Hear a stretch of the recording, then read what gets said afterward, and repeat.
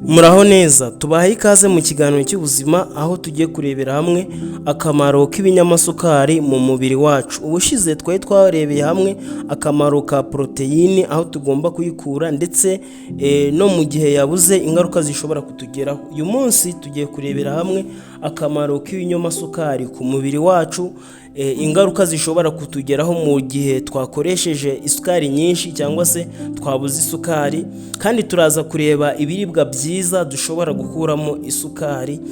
Imana ikomeze kubana natwe, tubahaye ikaze kugira ngo turusheho gusobanukirwa kandi tubashe kugira amagara mazima.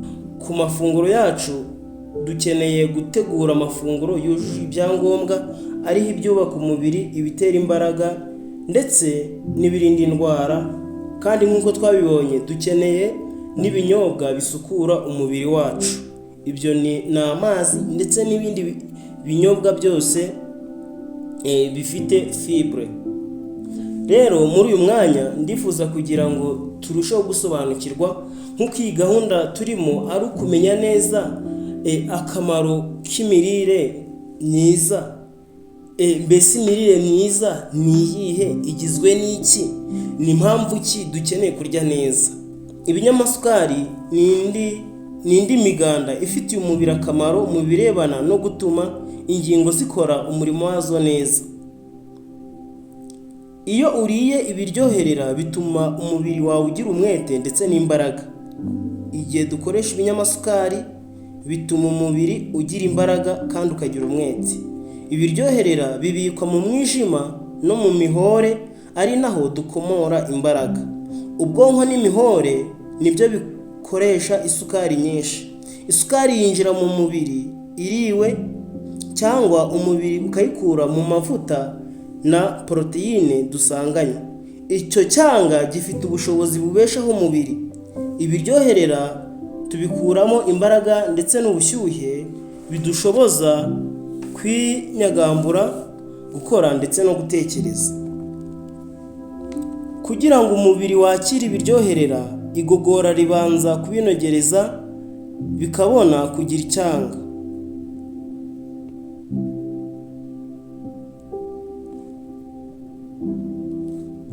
Amamiliyari y'ingirabuzima fatizo zigize umubiri wacu yose akeneye ibiryoherera. Nibyo bifasha ingirangingo zigize ubwonko bw'umuntu gukora neza umurimo wazo. Iyo ukoresheje ibiryoherera byinshi, umwijima urabibika ukajya ubyiyambaza igihe bikenewe. None se ni ibihe bimera bigira isukari nziza? Isukari ikenewe kandi itangiriza iboneka mu mbuto zinetse neza. Iboneka mu mbuto zeze neza, mu binyampeke no mu binyamafu. Dore ingero za bimwe mu biribwa bigira isukari nziza. Icya mbere ni soya, amashaza, lantiye, ingano, umuceri, ibigori, imbuto harimo nk'imyembe, hakabamo indimu, amaronji ndetse n'ibindi byinshi. Ibinyamisogwe byumye, umugati wuzuye, ibirayi, ibijumba ndetse n'ibisheke n'inanasi byose bizamo. Akamaro kihariye k'ibiryoherera mu mubiri. Akamaro k'isukari mu mubiri. Ibiryoherera bifasha umwanya wa kabiri mu kugirira ubwonko akamaro. Nibyo bikurikiye umwuka mwiza wa oxygene. Ibiryoherera byose siko bifitiye umubiri akamaro. Isukari nziza niboneka mu byo kurya bifite fibre y'ibimera, arirwo rurenda rworoshya igogora no kwituma. Fibre, ibyo kurya byiza cyangwa se isukari nziza nibonekamo fibre ituma umuntu yituma neza kandi mu buryo bworoshye. Ibiryoherera bifite umurimo ukomeye mu myakura. Biramutse bitabonetse, ubwonko ntibwakora neza umurimo wabwo, kuko nibyo bishinzwe kuboneza itumanaho mu bwonko. Ubuhanga bwose bubisikanira mu bwonko bwiyambaza ibiryoherera. Glycide. ingirabuzima fatizo zikenera isukari ivanze na insuline uretse imyakura yonyine. Nicyo gituma iyo umuntu arwaye diyabete ubwenge bwe bwangirika vuba. Isukari ivangwa n'amaraso agiye mu bwonko mu rugero rwo hasi igomba kungana na miligarama 80 z'isukari muri litiro 100 z'amaraso. Iyo isukari ibaye nyinshi cyangwa nkeya mu maraso ubwenge buragabanuka maze bikarangwa n'ibi bikurikira: miligarama 400 z'isukari muri litiro 100 z'amaraso, umuntu agira ikibazo cy'uburembe. Miligarama 180 z'isukari muri mililitiro 480 z'amaraso, umuntu amererwa nabi.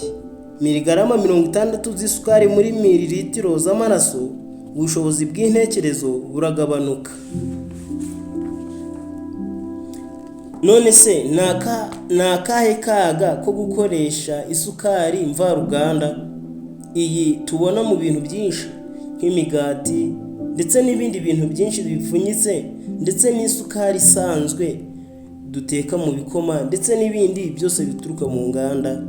Iyo isukari mvaruganda yinjiye mu maraso ari nyinshi bituma urwagashya runanirwa kurema insuline yo kuvanga mu maraso, maze isukari ikenewe ikaba nkeya mu maraso. Amavuta akiyongera mu mubiri, ubuzima bugahungabana, umubyibuho ukiyongera cyane. Ibi ni bibi cyane by'umwihariko ku bana bato. Umubyibuho ukabije ushobora gutera diyabete ndetse n'indwara z'umutima. Iyo insuline ibaye nyinshi mu maraso ituma avura akarema utubuye dushobora gutuma imitsi ijyana amaraso iziba. Iyo urugimbu rubaye rwinshi mu mitsi rutuma ikombatana, amaherezo ikabyimba, igafungana, amaherezo ikabyimba. Iyo hiyongeyeho ikinure mu byo kurya byawe bishobora gutera kuziba kw'imitsi y'imijyana. Igihe isukari mvaruganda ibaye nyinshi bitera kuziba, umubiri ugatangira kumererwa nabi. Uwitwa Dr. Prof. Kref yavuze ko isukari mvaruganda itera kanseri yo mu mara manini n'iyo ku mpera zayo rectum. Iyo isukari ikamuye mu mubiri umunyungugu wa korome niho diyabete itangira kwigaragaza. Umubiri wacu uhora ukeneye korome ndetse na vitamini B1 kugira ngo ugogore isukari no kuyikwirakwiza mu mubiri. Ikindi nuko iyo umubiri wacu wakiriye isukari mvaruganda nyinshi biwutera kubura vitamini B1, umuntu akarangwa n'ibi bikurikira, harimo umunaniro utagira impamvu, kugabanuka k'ubujijuke ndetse n'ubuhanga, umuntu akabinjije, imvururu mu bwenge zigakunda kubaho, gukunda kwibagirwa, intege nke mu mihore, ubwihebe, kurwara amenyo ndetse no guhembera amahane. Umuntu agahorana amahane nta yindi mpamvu yabiteye. Noneho hari ingaruka zikomeye zigera ku muntu wirengagije kurya ibyo kurya twabonye birimo isukari. Ingaruka ya mbere imugeraho ni ukuvuga udidimanga, kugenda ususumira, indembe itumva, guta ubwenge ndetse no gupfa ubwenge bukayoyoka mu gihe umuntu akoresha isukari nkeya. Ya yindi twabonye iboneka muri soya, amashaza, lantille, ingano, umuceri, ibigori, imbuto zigiye zitandukanye, ibinyamusogwe byumye, ibisheke ndetse n'ibirayi, ibijumba ndetse n'ibindi. Bivuze ngo umuntu akeneye isukari ihagije mu mubiri. Niyo mpamvu guhora ibyo kurya mvaruganda bica ubwonko intege bigacogoza intekerezo. Guhaza ubwonko isukari nziza. Birakwiriye ko abantu duhaza ubwonko bwacu isukari nziza ifitiye akamaro. Ibyo kurya bya mu gitondo iyo bigizwe n'ibinyampeke byuzuye harimo nk'ingano, ibigori, amasaka, umuceri n'uburo, n'ibinyamizi nk'ibirayi, ibijumba, imyumbati, ugakoresha kimwe muri ibi hamwe n'ibishyimbo, bihaza ubwonko isukari nziza, bikagirira akamaro cyane abanyeshuri n'abakozi kuko bitera gukurikirana ndetse no kwibuka. ibyo kurya byifite isukari nziza iyo tubikoresheje ku ifunguro ryacu, ugakoresha wenda kimwe muri ibi ngibi ukacyongeraho ibindi, ugakoresha kimwe muri ibi ngibi mu gihe udafite ibigori ugakoresha amasaka, mu gihe udafite amasaka ukaba wakoresha umuceri, mu gihe udafite umuceri ugakoresha imyumbati cyangwa se ibindi bintu, ugashyiraho ibishyimbo ndetse n'imboga. Ibyo bifasha gutuma umubiri ugubwa neza. Ikindi gituma ubwonko buhorana isukari nziza ni ukurya ku masaha adahindagurika.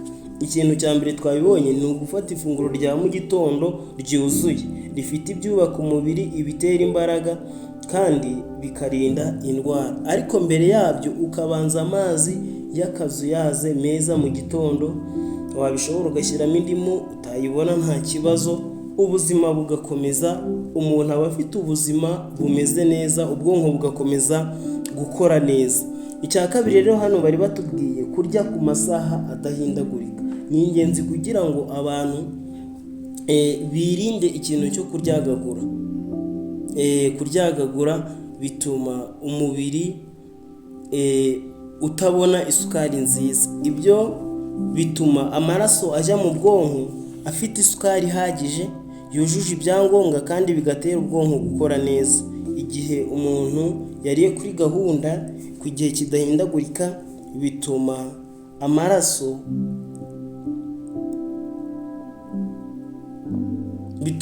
ajya mu bwonko afite isukari ihagije, yujuje ibyangombwa kandi bigatera ubwonko gukora neza, umubiri ukagira gahunda, imyanya ishinzwe igogora ikajya iruhuka bihagije.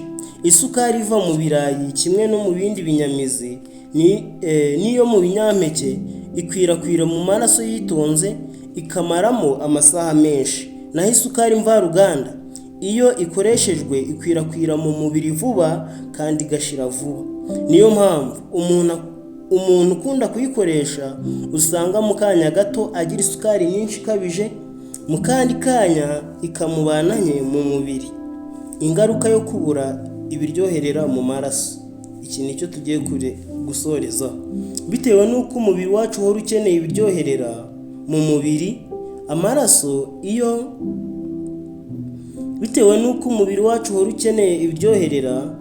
glucide mu maraso, iyo tubibuze duhorana intege nke, kugona, impumu nyinshi no gufata n'indwara zanduza mu buryo bworoheje.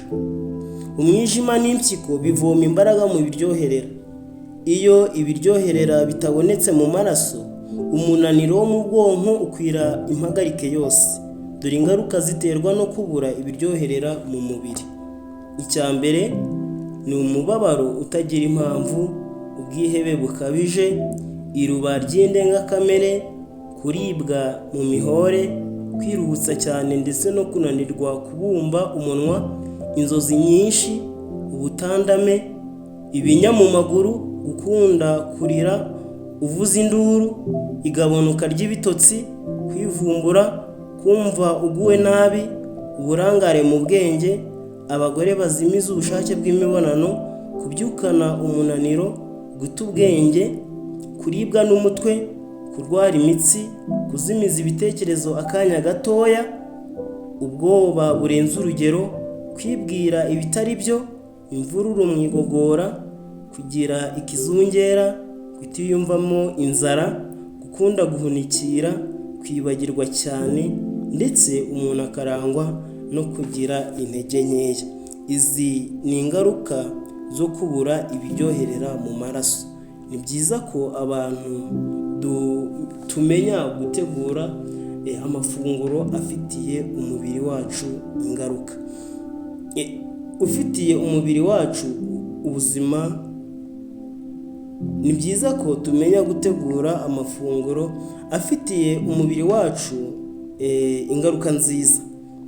Izi ngaruka zo kubura isukari mu mubiri zikunda kugera ku bantu bakunda kwiyima ibyo kurya, kimwe no ku badakoresha ibinyamafu bihagije kandi bishobora gutera umuntu guta ubwenge. Kwita ku buzima bisaba ubwitonzi buhamye buhoraho mu byo kurya. Hari ibikora mu rwego rw'ibanze, nk'uko umubiri wacu ukeneye gusinzira niko dukeneye kurya kugira ngo tubeho, tukabifatanya no kwirinda kuberaho kurya. Abantu ntitubereho kurya, ahubwo tukarya kugira ngo tubeho. Guhitamo ibyo kurya n'ubwoko bwiza hamwe no kubitegura neza bigira umumaro ukwiriye ku buzima bwiza bw'impagarike, ubw'intekerezo ndetse n'ubw'ibya mwuka. Ibi wabisanga mu gitabo ibyo turya biraduhindura ku rugero runaka, kuri paje 277. Tubashimiye rero kuba mwabanye natwe muri kiganiro, aho twareberaga hamwe ibinyamasukari, uburyo dukeneye kubikoresha ndetse n'ingaruka zishobora kutugeraho mu gihe twirengagije gukoresha ibinyamasukari.